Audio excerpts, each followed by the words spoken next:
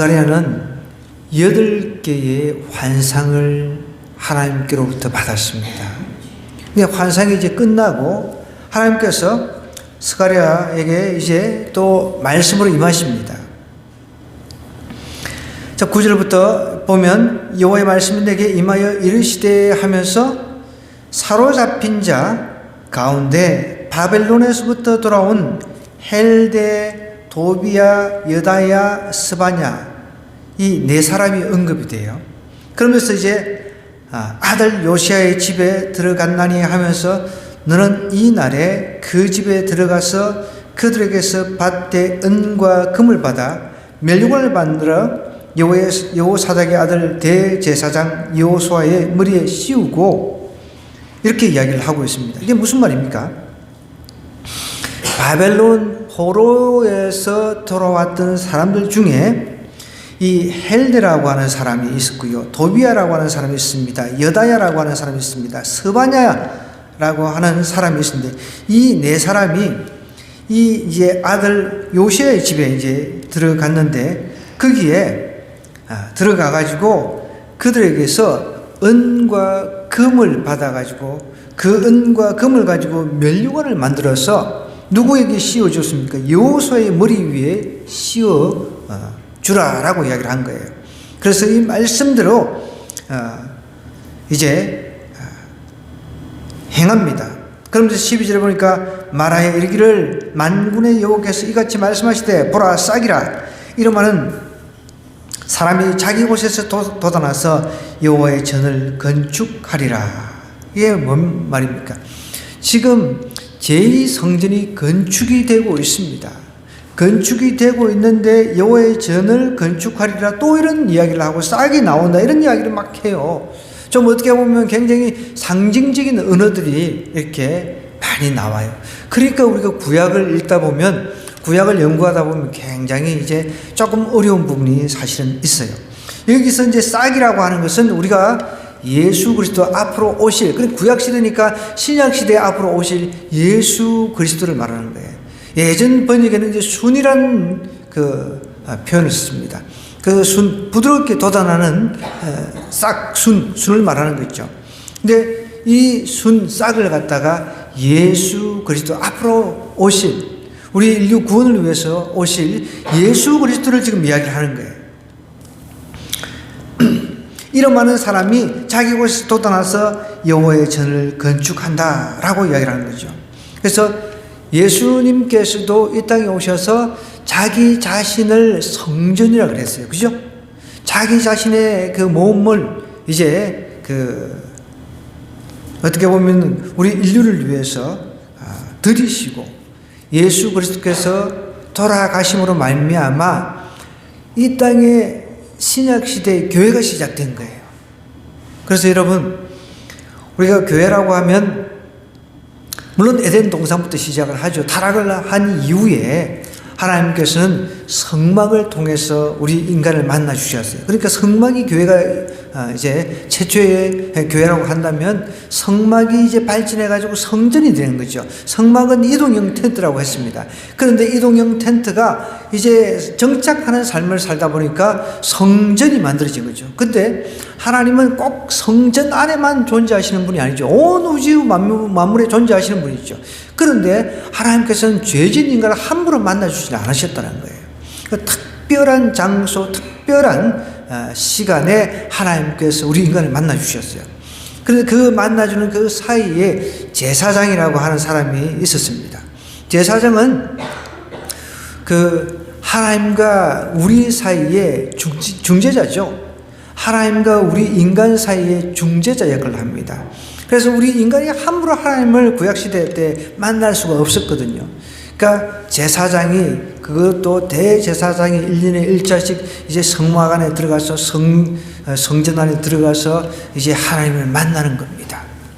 그런데 예수님께서 이 땅에 오셔서 인간으로 오셔서 우리가 그렇게 할 필요가 없는 것이죠. 성막, 성전, 휘장이 다 찢어져 가지고 우리 인간은 누구나 다 어디서든 장소에 상관하지 않고 하나님을 예배할 수 있는 이런 특권을 얻었단 말이에요. 그러니까 여기서 오늘 스가랴서에서 말하고 있는 것은 원래 여러분 이 여호수아는 제사장이잖아요. 제사장이 왕이 될 수가 있습니까? 동시에 왕이 될 수가 없어요. 그러니까 성경 보십시오. 여호수아가 이제 대제사장인데 제사장 머리에 왕관을 씌우라는 거예요. 왕이 되었다라는 그런 어떻게 보면 상징적인 모습을 보여주고 있는 거예요. 여기서 그래서 아까 전에 제가 싹이라고 하는 이 본문을 예수 그리스도하고 이야기한 이유가 예수님은 이 땅에 오셔서 왕의 역할을 하셨어요.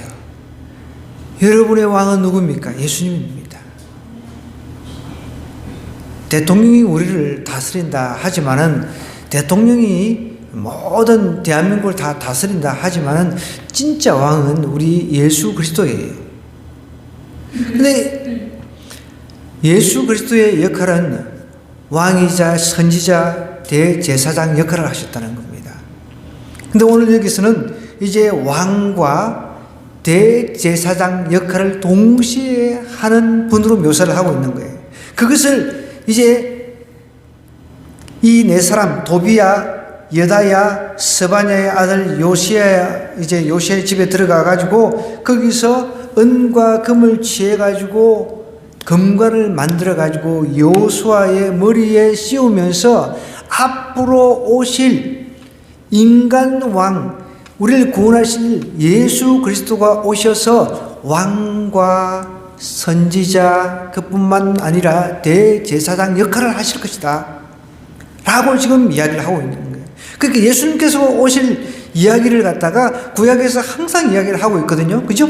여러분, 그래서 구약은 앞으로 오실 예수님에 대해서 이야기를 한다면 이미 신약은 오신 예수님에 대해서 이야기를 하고 있잖아요. 여기 보십시오.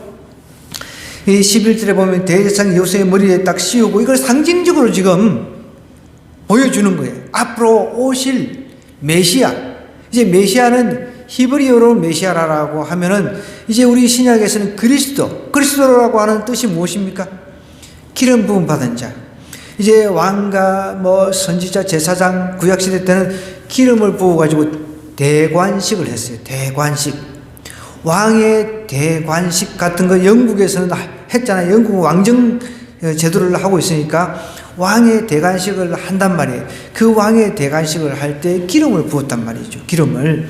그러니까 인간은 왕도 되고 대제사장도 될 수가 없습니다. 동시에. 대제사장하고 제사장하고 왕하고는 갈등 관계가 있는 경우도 있었어요. 여러분 생각나십니까? 사울 왕이 제사장을 죽였잖아요. 그죠? 제사장을 죽였어요. 자기가 또 제사를 드리려고 월권 행위를 했어요. 이스라엘 초대 왕 사울 왕이. 그래서 이 하나님 앞에 버림받은 거예요. 그러니까 왕과 대제사장, 제사장 역할을 인간은 동시에 할 수 없어요. 동시에 할 수 있는 분이 예수님이라는 거예요. 그래서 이 싹을 갖다가 이제 예수님이라고 우리가 이야기를 하는 것이죠. 그러니까 하나님께서 스가랴에게 너는 가서 이 포로에서 귀환한 네 사람한테 은과 금을 취해가지고 면류관을 만들어서 왕관을 만들어가지고 여호수아의 머리 위에 씌우라. 여러분 여호수아라고 하는 뜻도 헬라어에서는 예수라는 뜻입니다. 예수는 우리 구원자, 여호께서 이제 구원이시다 이런 뜻이 있잖아요. 그러니까 여호수아라고 하는 뜻이 예수란 이름을 가진 여호와는 구원자이시다 이런 뜻이 있다는 거예요. 상징적으로 이 여호수아를 통해서 계속 앞으로 오실 예수님을 이야기를 하고 있다는 것이죠. 그러니까 이제 스가랴한테 이 네 사람한테 가가지고 은금을 취해가지고 왕관을 만들어서 여호수아 대제사장 머리 위에 씌우라 라고 이야기를 하는 것이죠. 그 씌우라고 하는 이유가 무엇입니까? 앞으로 오실 예수 그리스도 메시아 그분, 기름 부음 받은 자 그분은 우리의 구원자다는 거죠. 우리를 죄악에서 구원할 자다라는 것을 이제 상징적으로 지금 보여주고 있는, 미리 이제 시각적으로 시청과 교육을 시키는 것이죠. 백성들에게. 지금 이 백성들의 상태는 어떤 상태입니까? 정말 어떻게 보면은 먹을 것, 입을 것, 의식주 문제가 잘 해결되지도 않고 고난 가운데 있는 사람들이었습니다. 고난 가운데 있는 사람들이었습니다. 그런 사람들 가운데 이제 성전 통해 가지고 하나님과 관계에 대한 부분을 갖다가 이제 이야기를 하면서 관계 회복을 이야기를 하고 있는 거죠. 그 관계 회복 이제 더 넘어 앞으로 우리가 바라봐야 될 예수 그리스도 메시아가 올 것이다. 그러니까 너는 가서 은금 가지고 왕관을 만들어 가지고 여호수아의 머리에 씌워서 백성들에게 교훈을 하라는 거예요. 희망을 갖게끔 이 대관식을 통해서 이제 앞으로 오실 예수 그리스도, 우리는 왕과 대제사장이 동시에 될 수는 없지만 예수님은 그 일을 행하시는 분이다. 그러니까 그것을 이제 백성들에게 보여주어라. 앞으로 미래에 이런 일들이 일어날 것이다 라는 것을 이제 시청각을 통해 가지고 가르쳐 주라 라고 이야기를 하는 것입니다. 그러면서 이제 이렇게 얘기를 해요. 또 나서 여호와의 전을 건축한다 그랬죠. 예수님이 이제 성전이라고 하니까 13절에 보니까 그가 여호와의 전을 이제 건축하고 영광도 얻고 그 자리에 앉아서 다스릴 것이요 또 제사장이 자기 자리에 있으리니 이 둘 사이에 평화의 의논이 있어요. 평화의 의논이 있다라고 하는 게 제가 말씀드린 그거예요. 왕과 제사장이 갈등 관계가 있을 수도 있는데 왕과 그 제사장이 이제 동시에 이렇게 될 수 있다는 거예요. 예수님은 왕이시요 제사장도 됩니다. 왕이시고 제사장 되시고 또 선지자도 되십니다. 그러니까 예수님은 그 역할을 다 혼자서 동시에 이제 할 수가 있다는 것이죠. 그러면서 이제 14절에 보면 그 면류관은 헬렘과 도비야와 여다야와 스바냐의 아들 헨을 기념하기 위하여 여호와의 전 안에 두라라고 이야기를 합니다. 그러면서 먼데 사람들이 와서 여호와의 전을 건축하리니 만군의 여호와께서 나를 너에게 보내신 줄을 너희가 알리라. 너희가 만일 너희의 하나님 여호와의 말씀을 들을지인데 이같이 되리라 라고 이야기를 하고 있습니다. 자, 먼데 사람이 온다라고 하는 것은 이제 예수 그리스도를 이게 미래적 이야기를 이제 우리는 지금 여기서 보고 있는 거예요. 이 지금 구약시대에서 신약시대 앞으로 예수님께서 오실 때 그때 먼 미래 사람들이 예수님을 믿는 것까지 다 지금 스가랴가 보고 있는 거예요. 여러분, 그래서 우리는 다 미래적으로 해석을 하고 미래적으로 이제 바라보는 그런 시각이 필요한 거예요. 우리 아들, 딸들이 정말 예수님을 잘 믿어가지고 지금 조금 속 썩는 부분이 좀 있죠. 그죠? 미래의 이 아들, 딸들이 예수님을 잘 믿어가지고 하나님의 영광을 돌리는 그런 모습들을 갖다가 여러분 한번 상상해 보세요. 그러면은 좀 성질이 나더라도 약간 좀 가라앉을 때가 있습니다. 저도 그렇거든요. 미래를 좀 생각하고 그러면요, 성질이 나다가도 좀 가라앉아요. 지금 당장만 보면 안 돼요. 당장만 보면 속이 뒤집어지지만 그냥 미래를 조금 바라보면은 조금 속이 좀 가라앉거든요. 지금 먼데 사람들이 와서 여호와의 전을 건축한다 그랬잖아요. 이것은 먼데 사람들이 와서 여호와의 전을 건축한다는 것은, 이 신약시대에 여호와의 전을 건축한다는 것은 여러분 신약시대에 교회가 곳곳에서 들어선다는 것이죠. 그래서 신약시대는 우리가 교회라고 합니다. 여러분, 한 사람 한 사람이 교회가 되는 것이죠. 여러분, 우리는 걸어다니는 교회예요. 저도 교회론에 대한 것을 참 많이 공부하고 했는데, 여러분, 교회는 건물이 아닙니다. 여러분, 한 사람 한 사람이 교회인 거예요. 내 안에 성령님이 거하시잖아요. 그러면서 그 성령님의 능력으로 말미암아 내가 예수님이 누군지 알아요. 예수님이 나를 위해서 십자가에 돌아가신 그분인 걸 내가 알아야 깨닫게 된다는 거예요. 성령께서 깨닫게 해주시는 거예요. 죄와 의와 심판에 대해서 성령께서 알게 해주시니까, 아, 그렇구나. 아, 그렇구나. 정말 주님이 나를 위해서 십자가를 지시고 돌아가시고 부활하셨구나. 내가 그분을 믿으면 나도 죽지만 영원히 부활해서 우리 주님과 함께 살 것이다. 이런 이제 확신이 있잖아요. 그런 확신을 가지고 있으니까 예수님 믿는 것이 좀 힘들고 어려워도 미래적 그 일들을 생각하면서 이제 살아가기 때문에 소망이 막 생긴다는 거예요. 저도 아침에 기도하고 가는데 이 눈이 이렇게 막 와가지고 제가 그런 상상을 해봤습니다. 천국에는 눈이 올까요? 뭐 올 수도 있겠고 안 올 수도 있겠고. 근데 천국에 저는 오늘 아침에 이미 하나님 오늘 사고도 많이 날 것이고 뭐 그중에 뭐 죽는 사람도 있을 것이고 다치는 사람도 있을 것이고 막 그런 것들이 막 떠오르면서 생각나는 거예요. 그러면 기도하면서 막 올라갔습니다. 하나님 사고 나지 않게 해주세요. 그런다고 해서 사고가 안 나는 건 아니에요. 그죠? 오늘 뭐 뉴스 보니까 어제 밤에 퇴근하는데 10시간이 걸렸다는 둥 뭐 온 전신의 사건 사고들이 엄청나게 일어나잖아요. 그죠? 예. 내가 천국을 막 상상하면서 이제 걷는데 천국에는 눈은 있을 수도 있겠지만 이렇게 눈이 와가지고 교통사고가 나고 이렇게 막 서로 다치고 막 서로 막 죽거나 이런 일들은 없을 거라는 것이죠. 여러분, 그래서 우리는 한 미래를 바라보면 이 현재 어려움들을 이겨낼 수가 있다는 것입니다. 지금 스가랴는 하나님께서 주신 환상 8개를 통해서 이제 백성들에게 이제 하나님께 이러이러한 그 환상을 보여주셨다. 그러니까 지금 이 제2 성전을 짓는데 여러 가지 어려움이 있지만은 결코 그 어려움에 굴해서는 안 된다. 왜? 하나님은 우리와 함께 하시고 도우시기 때문이다. 그런데 지금 우리가 이거 짓고 있는 이 성전도 이거는 아무것도 아니다. 단순히 이제 정말 건물에 불과한 것이다. 앞으로 오실 순이라고 하는 싹이라고 하는 예수 그리스도, 우리 인류를 구원하실 그분께서 오시면 정말 진짜 성전이 되신 그분이 이제 우리를 이제 교회 공동체로 세울 것이다. 이런 것을 지금 이야기를 하고 있는 거예요. 여러분, 우리 한 사람 한 사람이 그래서 얼마나 중요한지 몰라요. 오늘 이렇게 등장하는 인물들이 있잖아요. 보면은 본문 이제 10절부터 다시 한번 돌아가 볼게요.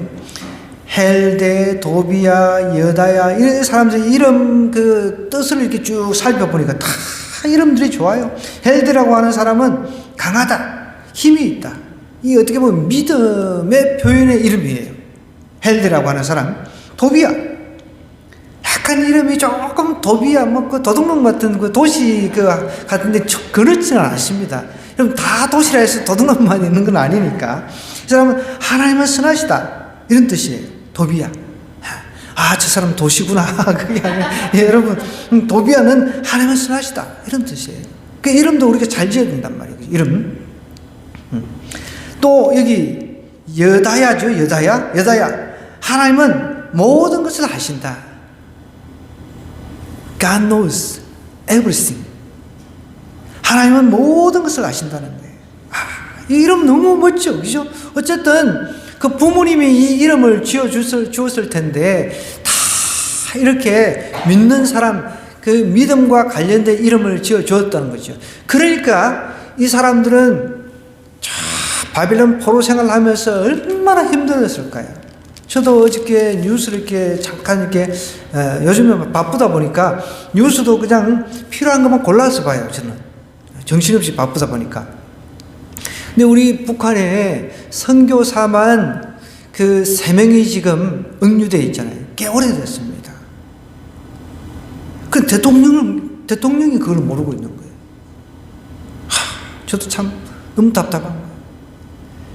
미국이라든지 이런 나라들, 뭐 일본도 그 중에 한 나라이기도 하지만 예를 들어서 북한에 응유됐다 자기 자국민이 그럼 어떻게 해서든지 협상해가지고 데려오려고 한다는 거예요.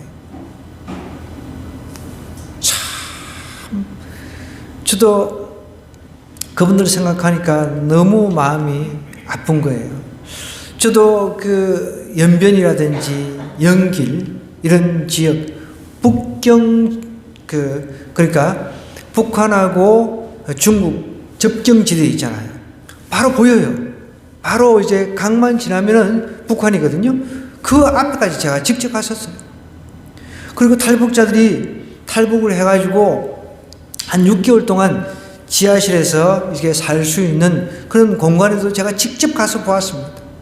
거기서 훈련받아가지고 그냥 자본주의 사회 경험을 하지 않고 그냥 바로 북한으로 들여보내는 거예요. 지난번에 우리 다니엘 기도회 때 간정자도 그런 이야기를 했잖아요. 실제로 그런 사람이 있다니까요. 그런데 그 3명이라고 하는 선교사님, 응유된 그 선교사님도 그 북경지대에서, 그러니까 그 북한하고 중국 그 접경지대 있잖아요. 거기서 탈북한 사람들 열심히 도운 사람들이에요. 아니, 뭐 죄진 게 뭐가 있어요? 탈북한 사람들, 어려워서 먹을 것 없는 사람을 열심히 도운 것밖에 없어요. 그런데 가가지고 노동교화형에 이제 처해져가지고 중노동. 여러분, 지금 우리는 뭐 영하 지금 10m, 이것도 뭐 사실 좀 춥다 그러는데, 저기 북쪽으로 올라가면 올라갈수록 30도, 평균 30도잖아요. 제가 최근에 들은 그런 뉴스지만, 북한 사람들 같은 경우는 너무 추우니까 이 난방도 안 돼 있죠. 우리는 감사해야 됩니다. 난방도 안 되니까 그 북한 사람들이 가장 지금 필요로 하는 게 비닐이에요, 비닐. 비닐을 통해서 바람이라도 막아야 되니까. 근데 비닐조차도 구하기 힘들다는 거예요. 어쨌든 그 접경 지역에서 그 탈북자들이라든지 꽃제비라든지 이런 사람들 열심히 돕다가 그 잡혀가지고 그냥 노동교화형이라면 뭐 예를 들어서 뭐 그 아우지 탄광 같은 그런 데 가지고 평생 죽도록 그냥 뭐 이제 일만 하다가 죽는 거예요. 저는 그 마음이 아픈 거예요. 그러니까 정치인들이 그 문제를 좀 해결을 해야 되는데 참 답답한 거예요. 그런데 그런 수준의 사람들, 어떻게 보면 사람들이 있다면 포로 생활을 하고 있었던 사람들이 이 헬데, 도비야, 여다야, 스바냐.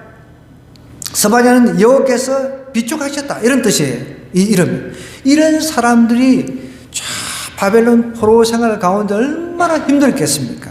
그런 가운데서도 자기 부모님이 이름을 지어주실 때마다 그 이름을, 자기 이름을 다른 사람이 부를 때마다 나는 하나님께서 비축하셨다, 하나님 나의 힘이시다, 이런 그 믿음의 그 생각들을 분명히 했을 것입니다.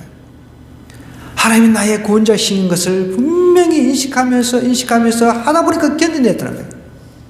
저도 예전에 케네스 베라고 하는 선교사님이 북한에서 응유돼 최장수 응유돼가지고 노동교양에 처해져가지고 거기서 극적으로 이제 그분은 이제 미국 시민권자였어요. 한국인이자 이제 그 한인 이제 국적은 미국 시민권이고 한국 사람인데 그분의 자식을 읽었거든요. 정말 그 가운데서도 하나님께서 역사하시는 거예요. 막 냉면이 먹고 싶다 그러면은 희한하게 막 일을 하는 가운데 어떤 상황이 돼가지고 냉면이 공급이 되는 그런 역사가 일어나는 그런 것들을 쭉 읽으면서 그래도 저런 열악한 속에서 정말 구유당해가지고 있으면서도 하나님께서 간섭하시고 도우시는구나. 그것을 제가 그 책을 읽으면서 굉장히 많이 도전을 받았거든요. 이 도비야, 여다야, 헬데, 스바냐도 이제 그런 가운데서 그래도 믿음을 잃지 않고 돌아왔습니다. 돌아와서 또 힘들고 피곤한 가운데, 경제적으로 여유도 없는 가운데 또 교회를 위해서 앞으로 미래에 세우실, 예수님께서 오시고 미래에 세우실 교회를 위해서 미리 은금을 내가지고 헌신하는 거예요. 그렇게 해서 이분들 통해서 이 교회가 세워지도록 하나님께서 역사하고 있다는 거예요. 여러분, 우리 한 사람 한 사람을 통해서 하나님의 교회가 곳곳에서 세워진다고 생각해 보십시오. 얼마나 귀합니까? 그러니까 여러분도 한 사람 한 사람 직장에서 교회인 거예요. 그래서 제가 이제 다다음 주에 일도교회 가서 간증을 이제 하게 되거든요. 요청이 있어가지고 병원입니다. 병원. 이제 내과 병원 일터교회 간증을 하는데 거기도 일터교회라는 이름을 씁니다. 다 각자의 교회 흩어지면 이제 교회 흩어지면 일터에서 또 다른 교회가 이제 만들어지는 거죠. 여러분 직장에 가면은 직장에서 하나의 일터 교회가 되는 것입니다. 꼭 모이는 교회만 이야기하는 것이 아니고 흩어져서 또 각자의 삶 속에서 모이는 또 다른 형태의 교회가 되는 것이죠. 그래서 그 교회를 세우는데 이 사람들이 은과 금으로 자기가 가지고 있는 것으로 하나님 앞에 헌신을 했다는 것이죠. 참 이게 묵상을 하다 보니까 너무너무 대단한 거죠. 대제사장 요새의 머리에 은과 금으로 헌신해가지고 앞으로 오실 우리 주 예수 그리스도가 진짜 왕이시다. 그분은 왕일 뿐만 아니라 대제사장이 되신다. 그것을 이제 시각적으로 가르쳐 주는 거죠. 그러면서 그 면류관의 14절에 보니까 그 면류관 헬렘과 도비야와 여다야와 스바니의 아들 헨은 이제 은혜라는 뜻입니다. 참고로 알아놓으세요. 아들 헨을 기념하기 위하여 여호와의 전 안에 두라. 뭐라고 이야기를 하고 있습니까? 이 사람들의 헌신을 기념하기 위해서 여호와의 전 안에 두라라고 이야기를 하고 있는 거예요. 여러분 한 사람 한 사람의 헌신은 하나님께서 반드시 기억하십니다. 저 천국에서 반드시 기억하신다는 거예요. 하나님 위해 헌신하는 것, 다른 것 위해 헌신하는 것, 이거는 정말 우리가 지양해야 되겠지만 정말 하나님을 위해서 헌신하는 것은, 저는 목숨까지 내놓고 헌신하는 사람도 많은데, 여러분 하나님께 헌신하는 건 하나님께서 절대로 그냥 두지 아니하신다는 거예요. 보십시오. 이 사람들을 기념하기 위하여 여호와의 전 안에 두라는 거예요. 하나님은 기념하기를 원하신다는 거예요. 그들의 헌신을 기념하기를 원하신다는 거예요. 여러분 한 사람 한 사람을 하나님께서 기념하기를 원하십니다.